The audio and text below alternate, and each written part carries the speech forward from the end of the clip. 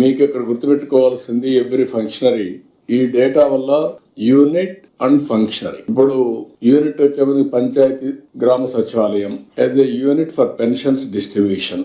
అక్కడికి వచ్చినప్పుడు అందులో ఎవ్రీ 60-70 పెన్షన్లకు ఒక డిస్ట్రిబ్యూట్ చేస్తారు.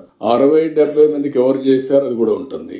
ఆ క్వశ్చన్ లో మీరు అనలైజ్ చేసి చూపించగలిగితే they will have an idea. ఆ క్వశ్చన్ అడిగినప్పుడు ఆ ఫంక్షనరీ యొక్క ప్రవర్తన ఎక్కడ డెలివర్ చేశాడో టెక్నాలజీ ఆడిట్ చేస్తున్నాం. ఏ టైం ఏ స్పాట్ ఎక్కడ డెలివర్ చేశాడు, ఇంటి దగ్గర చేశాడా, లేకపోతే వర్క్ ప్లేస్ లో చేశాడా, లేకపోతే హాస్పిటల్లో చేశారా, లేకపోతే ఓల్డ్ ఏజ్ హోమ్ ఉంటే ఫిజికల్ హ్యాండిక్యాప్డ్ హాస్టల్లో ఉంటే అక్కడ చేశారా, మొత్తం వస్తుంది. నెంబర్ 2, వాళ్ళు ఇచ్చినప్పుడు దురుసుగా ప్రవర్తించారా, బిహేవియర్ బాగుందా. మూడోది డబ్బులు ఏమన్నా అడిగారా. ఈ 3 తీసుకున్నప్పుడు మీకు క్లారిటీ వచ్చేస్తుంది. 360 డిగ్రీ ఫంక్షన్ పైన వస్తుంది, యూనిట్ పైన వస్తుంది. 2 బాగున్నాయి. ఒక అతను దురుసుగా ప్రవర్తిస్తున్నాడు. ఆ దురుసుగా ప్రవర్తించే దాని వల్ల, చులకనగా చూసే దాని వల్ల గుడ్ విల్ రావడం లేదు. This wear we have to bring some behavioral change.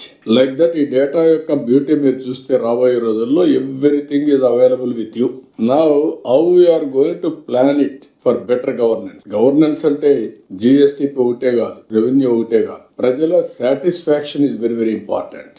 ఆ పబ్లిక్ సాటిస్ఫాక్షన్ వస్తే sustainability of governance and what all you are doing, దానికి ప్రజల సపోర్ట్ కూడా వస్తుంది. మీరు గుర్తుపెట్టుకోవాలి అందరం.